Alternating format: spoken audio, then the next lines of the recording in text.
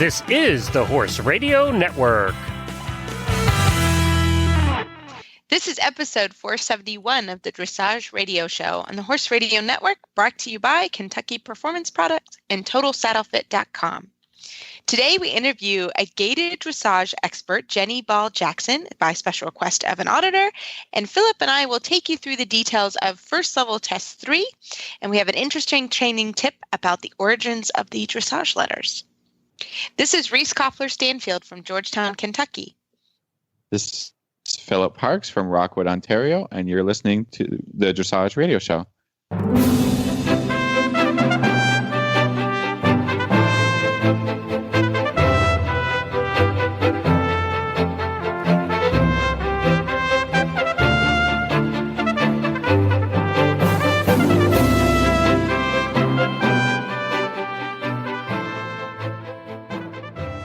Hi, Phil. How are you? Hi, Reese. You did a good job with the intro.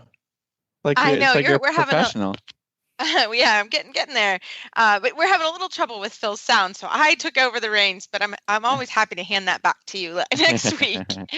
Well, Phil, we have gotten some great feedback about our announcement last week, which has been so nice. We've gotten lots of emails and Facebook shout outs about becoming the official podcast of USDF, and we really want to thank everybody for those kind words. Yeah, we love the support, and we love the USDF as well for bringing us along with them, and we can have a USDF episode every month. Yeah, so we're really looking forward to it. So I hope too. How's it going with the book club, Phil? So I have not gotten my book in the mail yet, but I'm waiting for it. But they're just gonna send it over. It's just crossing the border, and that kind of issue or whatever. I don't know. That makes it a little more challenging, doesn't it? For sure. For the mail stuff, and I think our mail is a little slow as well up here, but it's okay. I'm excited to get to it. I'm going to tear through that book. I'm really looking forward to reading it, learning all the great stuff, and then talking about it on the show next month. So just a reminder, we have a book club running. We're really looking forward to all of this. And I hope that everybody enjoys. You can find more information on our Facebook page, but also just to remind you, we are, for this month, reading When Two Spines Align, Dressage Dynamic, by Beth Baumert, and we're going to discuss with one of our listeners and auditors at the first show of every month. So you have a month. I know there was a little criticism that we gave you guys a month. I hear ya, but get on it, and I think you'll like this book. We went with a month, but I hope you get on it and get reading and or get your book. You still have time, and actually, when you get into the book, it's a pretty quick read. Or I think you'll find some exercises and things that will work well for your horse. So we hope you get going with us. That sounds great. Well, we have a great first guest. I hope everybody enjoys. She is a gaited dressage expert, Jenny Jackson. Well, tonight, by special request from one of our auditors who's been asking for quite a long time to get some information about gaited dressage, we have Jenny Ball-Jackson. She's the co-founder of Dressage and Gait on the show. Welcome, Jenny, to the show. Thank you for having me. So, Jenny, tell us a little bit about yourself and how you got started with gaited dressage. Okay, well, I started, I was doing versatility with the Tennessee walking horses back in the 70s, 80s, and 90s. And in the early 90s, we started just applying dressage to our gaited horses and how wonderfully it worked. And then we started asking the shows, the different show secretaries and management, to start allowing us to have dressage classes. And in the late 90s is when the International in Tennessee hosted they had, 2 classes, intro and training level, basically.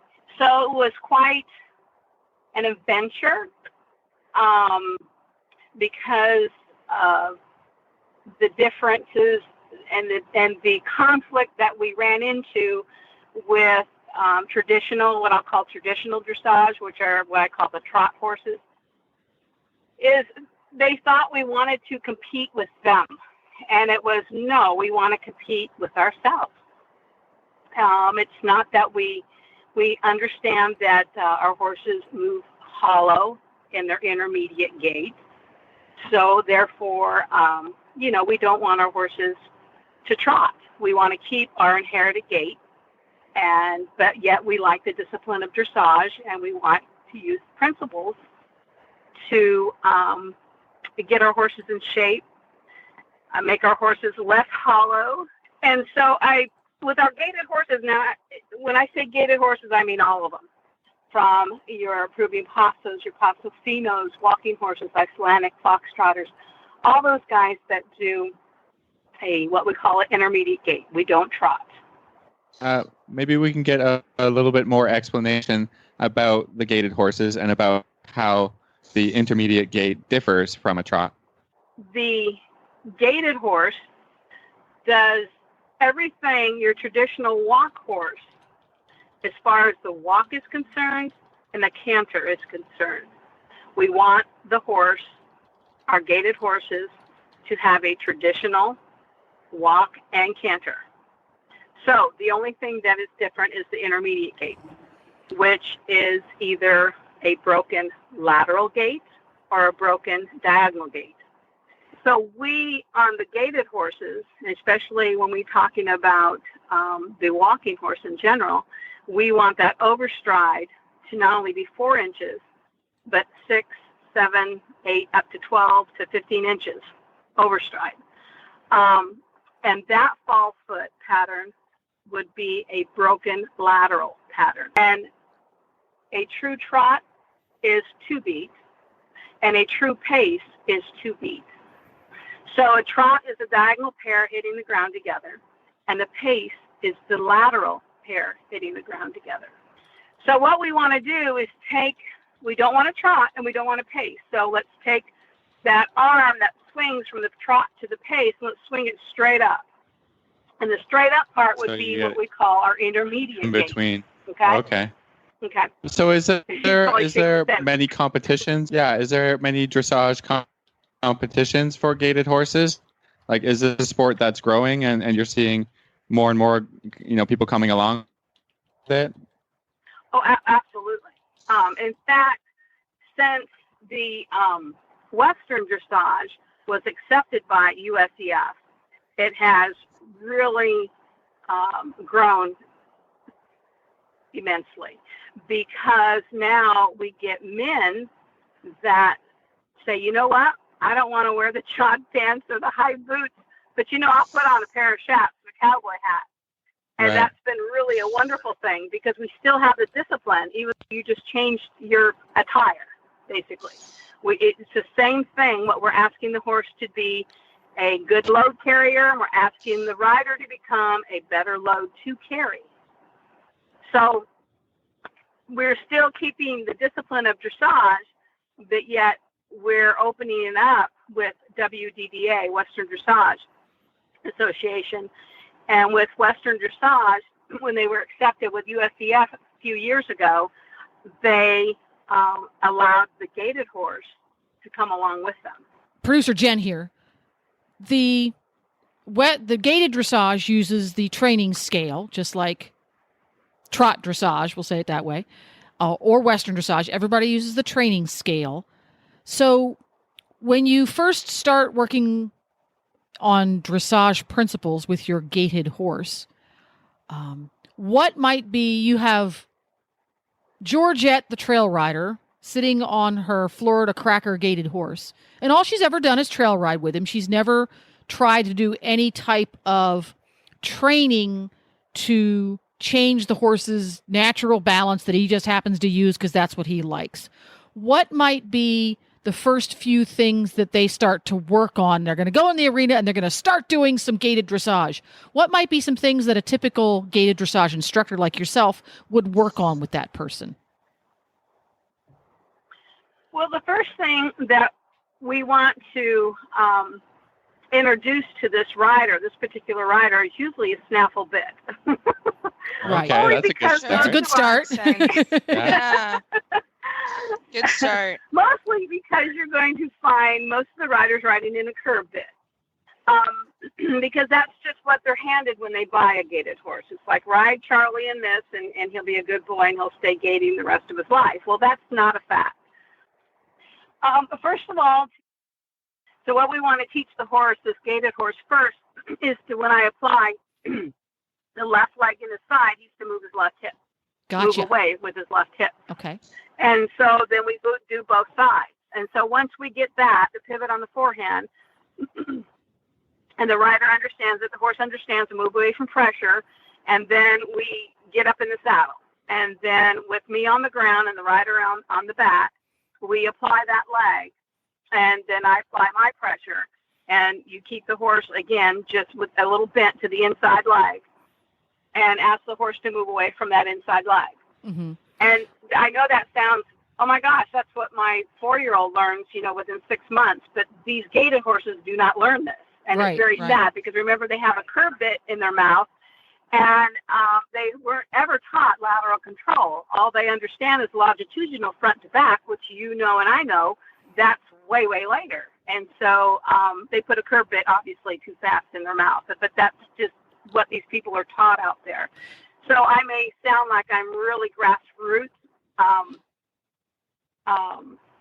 bare I think, bones type the of basics stuff. are the most important things. I mean, Right.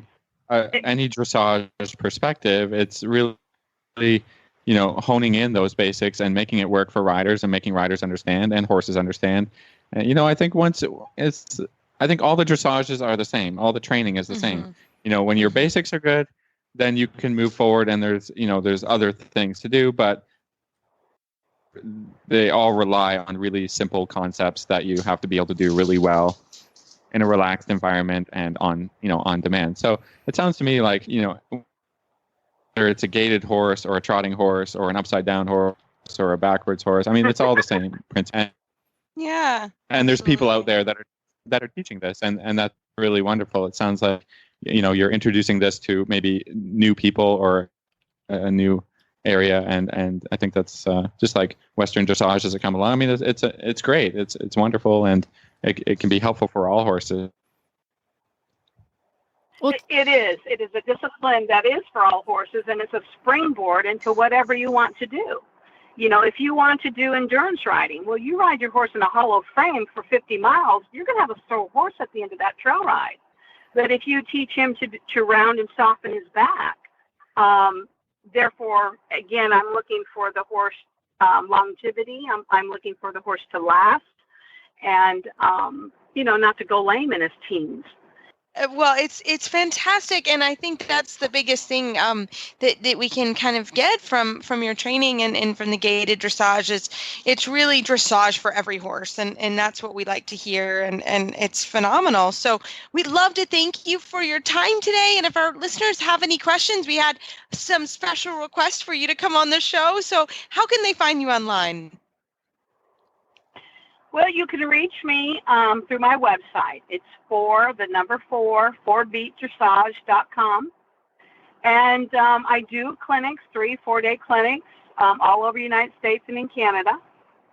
So, Great. well, thank you for having me. Thanks I really so much. appreciate That you was lots of calling me. fun. Have a great evening.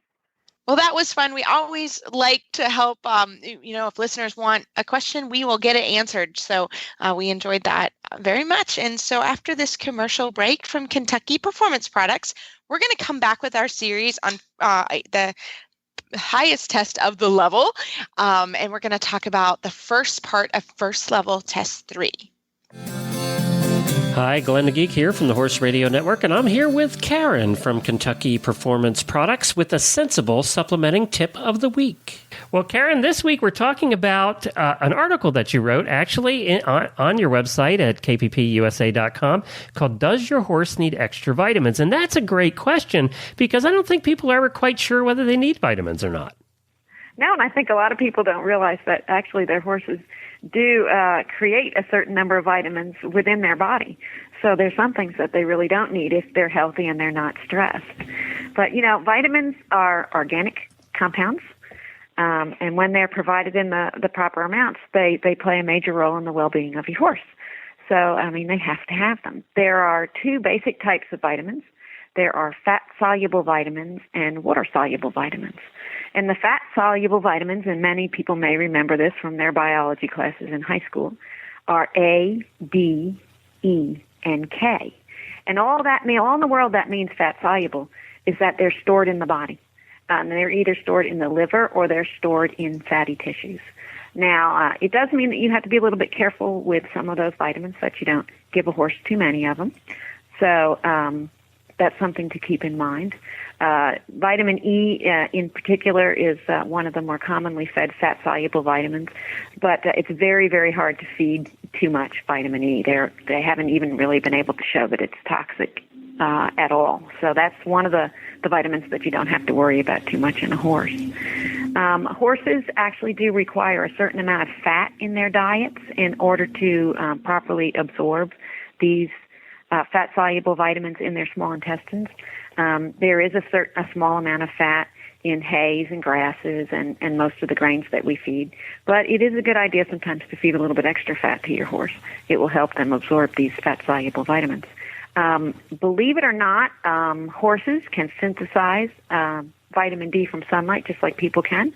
So very rarely do we have to supplement vitamin D. And the microbes in the hind gut can synthesize vitamin K. So you don't really have to worry about vitamin D and vitamin K in horses. Vitamin A is also made out of beta-carotene, which is found in grass. So if your horse is getting some grass, they're usually getting enough vitamin A. So vitamin E of the fat-soluble vitamins is the essential one that you need to be sure your horse is getting enough of, because unless they're eating a lot of grass, they're probably not getting enough vitamin E. So you need to watch out for that one. Okay. Water-soluble vitamins. Those are the B-complex vitamins and vitamin C. Now, water-soluble vitamins are not stored in the body. Your horse eats them, and he either urinates or defecates them away. Whatever he doesn't need, he kind of gets rid of. Everybody knows about the B-complex vitamins. They have different names. They have names and numbers. So B1 is thiamine, riboflavin is B2, niacin is B3, and you can kind of look those up. One of the ones that we are all aware of is B7, which is biotin. And biotin is one of the B vitamins that we have to watch for in horses. All the B-complex vitamins are available in pasture, fresh plant material, and also the good bugs in the hind gut will synthesize a lot of the B vitamins. So like vitamins like B1, 2, 3, 6, and 12 are all synthesized in the horse's body, so they're not considered essential. And unless a horse is very stressed or is having problems with their digestive tract, those vitamins are supplied. Biotin is synthesized in the gut as well, but we don't feel that some horses will not synthesize enough. So if you have a horse that's having trouble with their feet, giving them additional biotin is a good idea. Vitamin C is an interesting one. Horses can synthesize vitamin C from the glucose in their liver. And if a horse is not stressed, they will produce enough vitamin C. You have to be careful supplementing vitamin C because you can actually turn off that process, and then you can get your horse in trouble because they won't make their own anymore. So vitamin C, it's good to not supplement a lot lot. It's a good thing because my horse won't drink orange juice anyway, Karen. So, if you think about it, horses aren't eating a lot of citrus. No. So those are some of the vitamins that are out there, and as you can see, your horse actually gets a lot of them on his own. Horses that might need extra vitamins are those that are limited, have limited access to fresh grass, or that are eating poor quality hay. Horses in high-stress situations, like that are traveling frequently or being relocated. Young growing horses need more vitamins because they have rapid bone and muscular growth, so they need more. Mares in the last trimester of pregnancy or those that are lactating typically will need additional vitamins. And any horse that's recovering from a trauma, either illness or surgery, could benefit from some extra vitamins. So the best thing to do is kind of look at your diet. That'll give you some idea of what vitamins are being provided. And again, if the horse isn't getting grass, and vitamin E is definitely something you need to think of. Well, that's terrific. Now, I think one of the services that Kentucky Performance Products has provided to our listeners in the past is actually being able to get a hold of you guys and to ask the questions to find out where their horses might be lacking and which products fit specific needs. So how do they do that? Well, absolutely. There's multiple different ways that you can get in touch with us, depending on, what you're most comfortable with or what time of day it is. If you jump up in the middle of the night and you go, oh my goodness, you can always shoot us an email. And if you go to our website and go to our contact page, there's an email called info@kppusa.com. And you can contact us there. You can contact us if you're on Facebook. You can leave a question on Facebook. You can either leave it on the page live, or you can send us an independent message that would be considered private. You can also call us anytime and those phone numbers are on our contact page as well. So we are not here on the weekends, but I do monitor the Facebook page on the weekends. So if your question comes up on a weekend, go to Facebook and ask us. Also, if you go to any of our articles and tips and topics, and you have a question once you've finished reading it, go ahead and put that question in the comments, and we'll respond to it. So there's multiple ways you can find us. And I know many of our listeners in the past have contacted you directly and had their problems solved. So feel free to get a hold of them over at Kentucky Performance Products. Go to kppusa.com. That's kppusa.com. Well, Phil, we are both sort of in the midst of show season now. We just went to a horse show over the weekend, and we had a great time. It was the first time I've gone to a horse show in a long time for fun. If that makes sense. You go for fun and a purpose. Exactly. But, I took my own horse to a horse show, and I took my own horse to a horse show, and my expectation was actually pretty low. Well, I think that kind of warranted, and that's where I'm going with this, is I think when you go to a horse show, it's very important to have an expectation of what you're going to the horse show for. Especially because follow me. Everybody's been asking me how he's doing. And Big Mike, I took Big Mike to this horse show. And then my assistant, Ashley Rand, took her new horse, Fendi Fabulo, to his first horse show with them together. So we had some pretty clear goals on what we were doing at this show. Are those goals just getting through the test? Is that what I'm hearing here? That's what you're hearing. Yes, okay. Sir. You're feeling what I'm putting down here. Well, fair. Follow Me is in a weird stage in the sense of he's 6 years old. And I do feel like he needs to go to horse shows. He needs to go to horse shows, and he is really good at first level test 3, like a champion. So we're going to talk about first level test 3 here in a minute in our series, but he's a champion at first 3. So I really wanted to step it up into the second level range, which is, as we talked about before, it's a huge jump. It's a huge jump between first level and second level, first level test 3 and second level test 3. So I knew I was taking him. I entered the horse show partly because it kind of spurred me on to better greatness. It spurred me on to really asking him some hard questions in training. And he's 6 years old, so he's not an old guy, but he needs to go to horse shows. So I went ahead and I wanted to see sort of where I was, and I was happy. I mean, he won both his classes, so that was great. But we definitely need some more work. We need some more work in the collection. And where I'm going with this is, I thought it was a very successful weekend.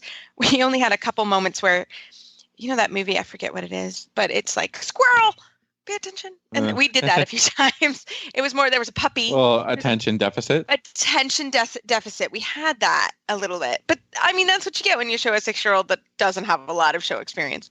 So so we had a break in the medium trot. I mean, it just wasn't as polished as I would like. So it really kind of it gave me a nice gauge to say, okay, you know what, we're going to wait another couple months. We're going to work a little bit harder on that, and we'll go back again. So, but where I'm going, I didn't knock the scores out of the park. I got okay scores. It wasn't, I mean, it was good enough to win, but I think it's always good as you go to a horse show, you're going to be tested. You're also going, I don't need to be told I'm amazing. I mean, it's always nice to be told you're amazing, but you're going to a horse show because I can do it in my arena here at my house by myself. with nothing going on, I can do a fairly good test. I mean, I can probably get, in my mind, at least kind of upper 60s, low 70s. In my mind, that's not Phil, everybody here coaching. But in my mind, I'm like, okay, I mean, I can achieve all the movements and all those things. But it's really different when you have to go to a horse show and have to do it in the arena. And I think a lot of people forget that, and riding kind of a greener horse, I got a good reminder of, the golf cart going by and attention and all those things. So that's kind of what happened to us this weekend. I think it can still be fun. I think it can still be fun with these things that go on, as long as you don't think it's going to be perfect. Yeah. Right. And then you just be happy. And, and the judges are paid to be critical. That's not really in their nature of most judges. That's just their job, to sit there in the booth and be critical. So, right. I think you still have a good time and take the advice that they give and take the criticisms as well as the, as well as the good things that they say, and, carry on and just do another show. Yeah. And I think that, exactly. And I think my takeaway from this particular horse show was everyone was complaining about the judging.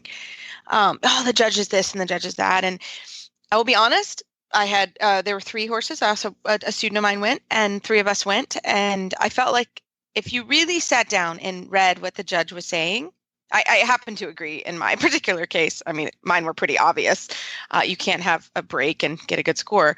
But it was good to step back. But I think it was really good for us as a group to remember, yes, sometimes you get a bad score, but you got to look at why you got a bad score. And you got to really take a deep breath, maybe not at that moment. But take criticism well. You got to take it exactly as someone trying to help you, just like in a lesson. Like your coach is criticizing you and telling you how to do it better, and the judge is just another type of coaching. It gets written down. You get a you get a mark, and it's very hard to take, on your ego. That's something you have to learn very early on in riding dressage, is to put the ego to one side and try and take out of what the judge is criticizing and say, I can really work on that. I can really, make that better. I can sit down with my coach when they have time to improve on that and come back and show that, go to another show and say, okay, this is something I really wanted to improve, whether it's 1 or 2 things in your test, and improve that. Yes, agreed. And just improve one little box from a 5 to a 6 or a 5 to a 7, just one little box at a time. Yeah. You can work on it. And don't have such a big ego that you can't take that criticism. And, exactly. And that nobody's saying you're a bad rider. Nobody's saying that you don't know what you're doing, or all of these things that you get in your head when you get a score that isn't what you thought you should get. Just be okay with it. Work on it. Go back and do it again. And go back and do it again. And I think that's what I saw kind of generally. Like I said, it was pretty easy for me to do that because I had an expectation going to the horse show. I knew there were some things we did well and the things we didn't do well. Unfortunately, the second day we have great simple changes. It's like our highlight, and it did not go well. But it happens, right? Again, we lost a little attention and then didn't pay attention. So, but I think that's exactly where I was going with this. Is you can't always blame the judges. Like, that is a very hard job, and I think if people, it's kind of a little bit of our pet peeve. I think, Pitfell, I'm putting you in there with me. It's a little bit of a pet peeve, it's not always the judges. And I think you really have to step back and say, okay, what are we looking at here? So that was my wrap up and take from the horse show, is just step back when you have a minute. It was hot, have a drink of any kind of beverage. It doesn't matter. Sit down, read your test in a clear mind, and not that the judge hates you or I don't believe judges sit back there. That's a hard job, and I think they truly want to do well for the sport. So anyways, that was my little bit of soapboxing for today. So 2 cents. Yeah, that was my 2 cents. I think what we were going to do here, we used to go through first level test 3. Yeah, so we're back on our try series. and break it down a little bit movement and by movement. Yes. And see if we can help anybody with all the little details and all the little polished moments that you need to do to be, to be hitting 70s at first level. Absolutely. That's what we hope. We want everybody. We're encouraging everybody to go out there and get So for our new listeners that may have joined us from the USDF podcast, we've started this series, and you can always go back to our shows before and search.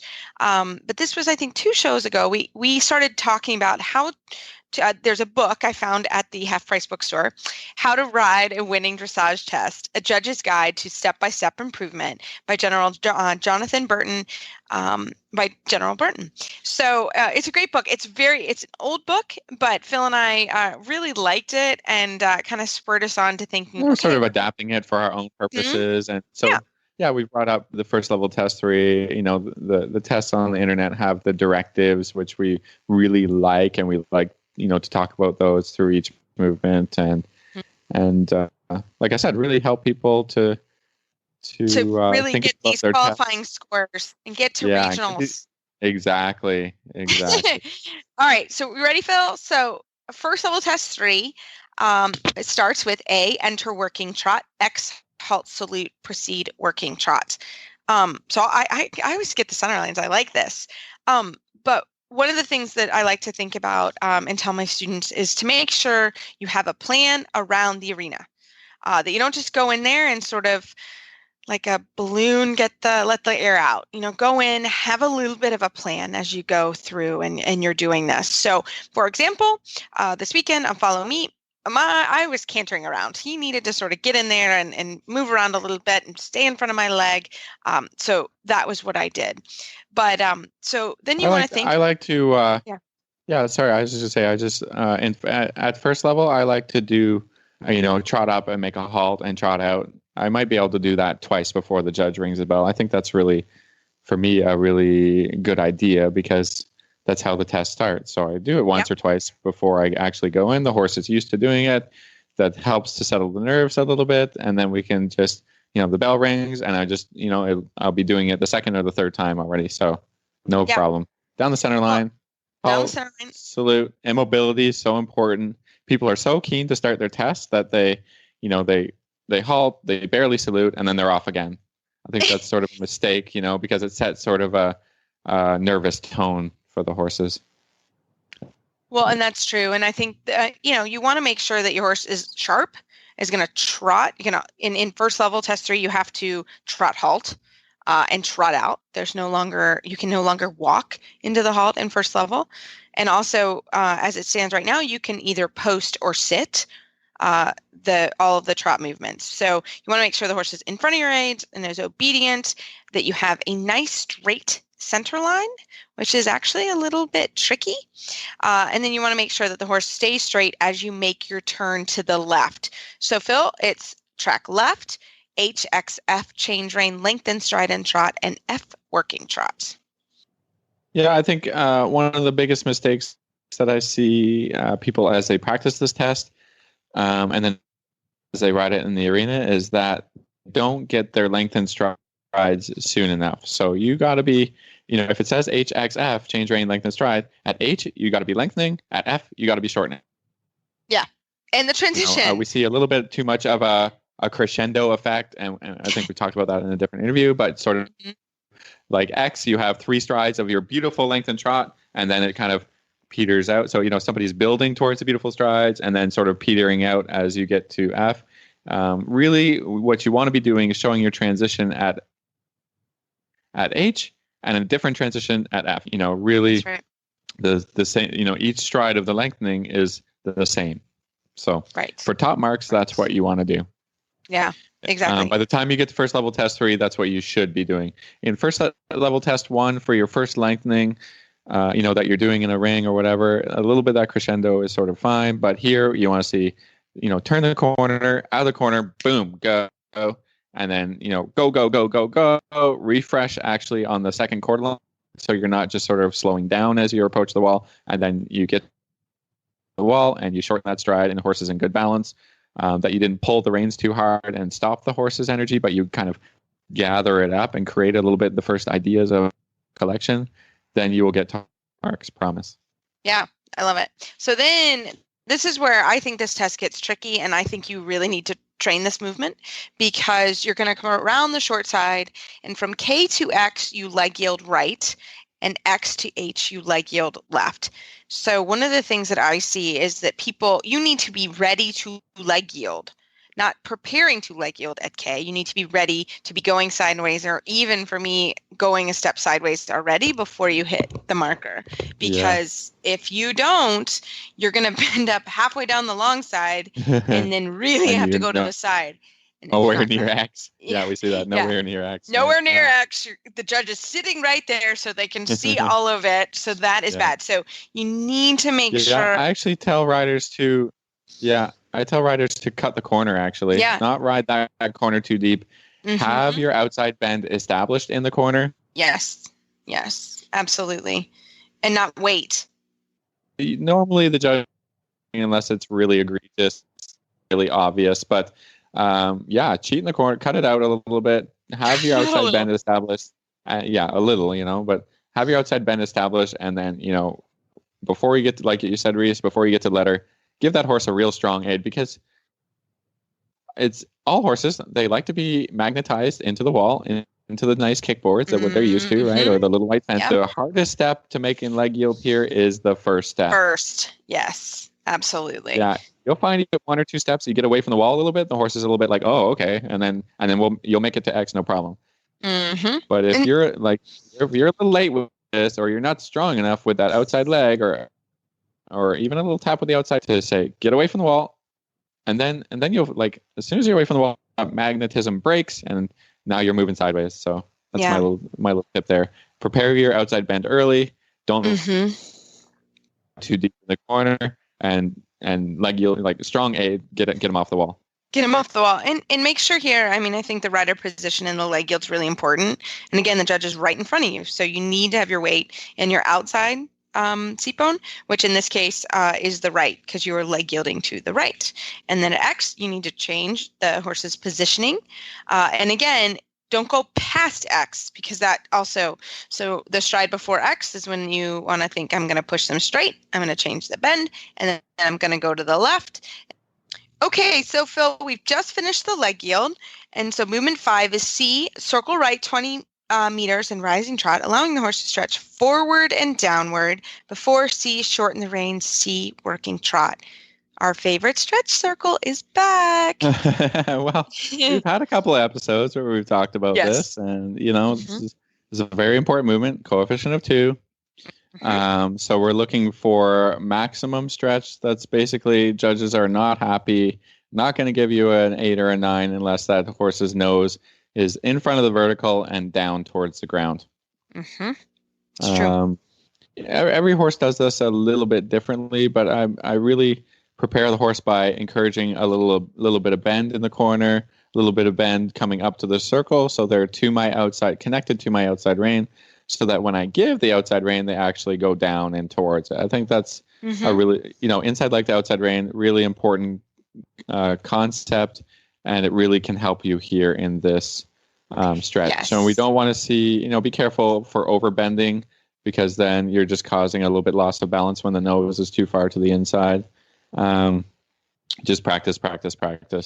And we talked about just doing it gradually, that's another good concept. And I think it's good. And I think the only other thing I would say is, I think it's important that as you do the movement, that a lot of people will ask the horse to stretch, and then maybe halfway around the circle ask again, but there's still contact in the stretch. And so don't just let the horse go flat and don't say anything. It's not a free walk, right? It's not a free for all.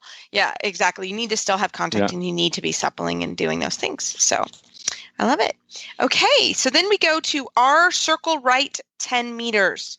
I find, Phil, the people don't get the geometry right on this bad boy. It's a little bit of a hard question for your first level horse. We see all kinds of problems, a little bit too much. Overbending is one of the biggest problems. And a 10-meter circle actually tests your ability to maintain the horse fairly straight and really balanced. That means outside rein is so important here. And as I train the horse and as I ride the horse, I actually will take a little counter bend to my 10-meter circle, so the horse learns to turn the shoulders. That's the question of the 10-meter circle, is can the horse shorten the stride a little bit and turn the shoulders?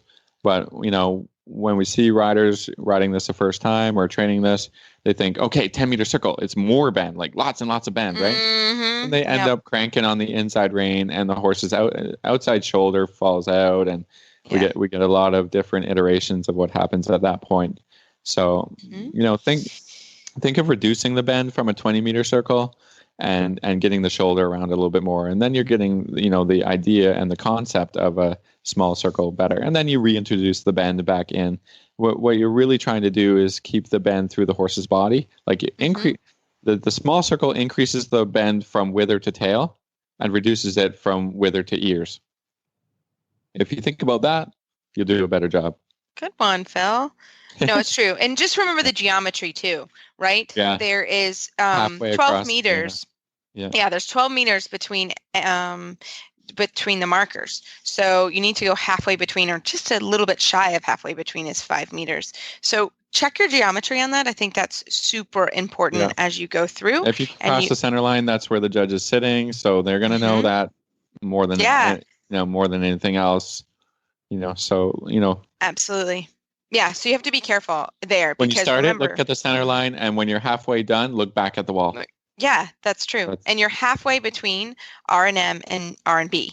So, or just under, because it's 12 meters. So, yeah, and then this is a good test of your half halt, actually, because you're going to turn right at B, you're going to halt at X, and you're going to proceed working trot in E, track left. So, this one you got to pay attention to, because again, you don't want to miss the mark because the judge is sitting at the center line. So you need to make sure your halt is immobile, your halt is square.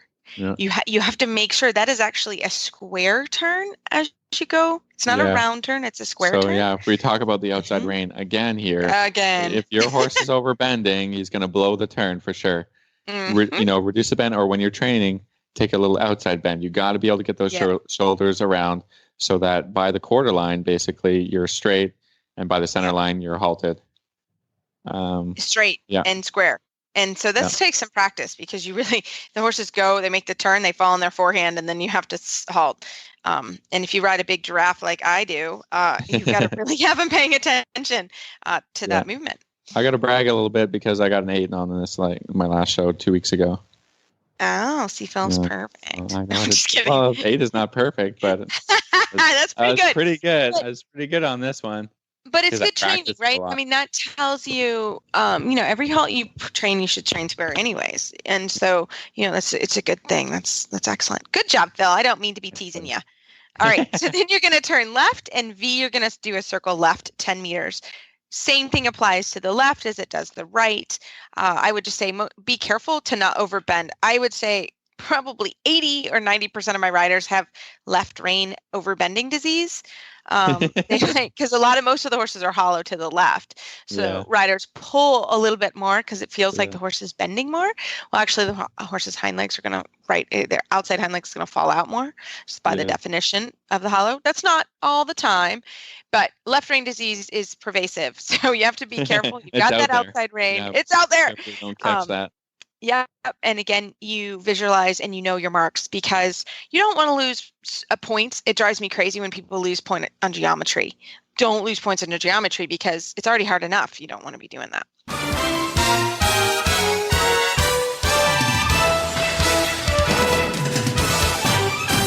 This week's dressage training tip is brought to you by Total Saddle Fit, home of the shoulder relief girth at TotalSaddleFit.com.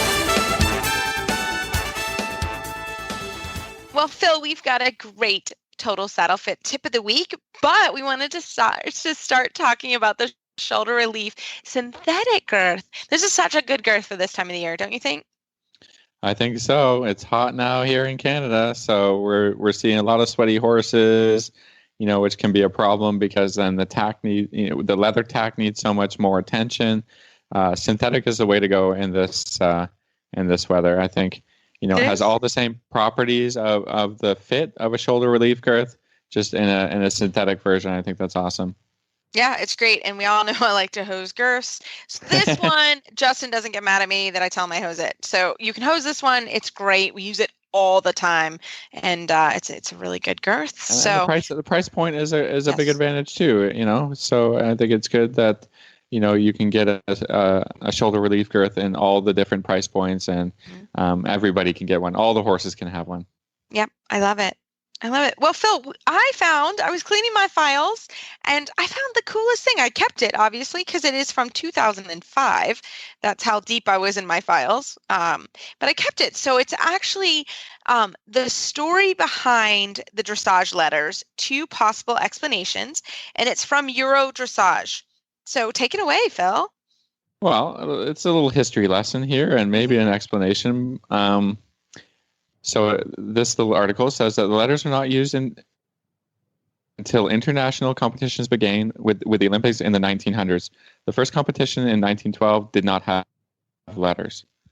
Sorry, just a lot of little interesting facts here. No Olympics were held in 1960 or one, and then the letters just appeared in the 1920 Olympics, as nobody has ever been able to find out the origins, although people have various theories.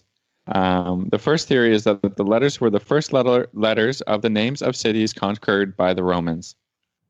Okay, if you like that explanation. You like that one? And here we have a second possibility for the explanation for the letters. So it appears that in old imperial German court, the walls of the stables, or the yard, were marked with the letters indicating where each courtier and or rider's horse was to be stood to await its rider. So at K, they had the king or the Kaiser. At F, they had the first. So that's the German name is the first, or prince. P is the Ferdinand or Ostler. I'm not sure what kind of courtier that is. Yeah, I don't know that either. V, vassal. We don't have a explanation for that one. E, Edling or guest of honor. Okay. B, Bannerträger, the standard bearer. I think I have to get a history lesson here. Yeah, we're going to have to look this up here. S for Schatzkanzler, or Chancellor of Eccher. Oh, I do know English mostly, and a little bit of German. R for Ritter, or Knight. That's an easy one. M for Meyer, or Steward. And H for Hofmarschall, Lord Chancellor. However, in the 1920 Olympics, the letters in the center line were also used A, D, L, X, I, G, and C. Huh. So I don't think either explanation is perfect, but it's something. But I thought it was kind of cool. So I enjoyed that. So I mean, it's better than like before this little article. I had nothing. I know. So when I found this, I thought, oh, that's kind of exciting. So I like it. Well, as always, we love it when we get ideas for our Total Saddle Fit Tip of the Week, and we love email and Facebook shout outs. Feel free to send them to us. Well, you can find our show notes and links to today's guests on our website, dressageradio.com. Like us on Facebook, just search Dressage Radio Show. Follow us on Twitter at Horse Radio. My website is maplecrestfarmky.com, and my email is reese@horseradionetwork.com. I think the best way to find me is on Facebook, or my email is philip@horseradionetwork.com. I'd like to thank our sponsors this week for allowing us to put on a good show. And don't forget to check out all the other shows on the Horse Radio Network at horseradionetwork.com. Everybody, keep your heels down and your shoulders back, and we'll talk to you next week.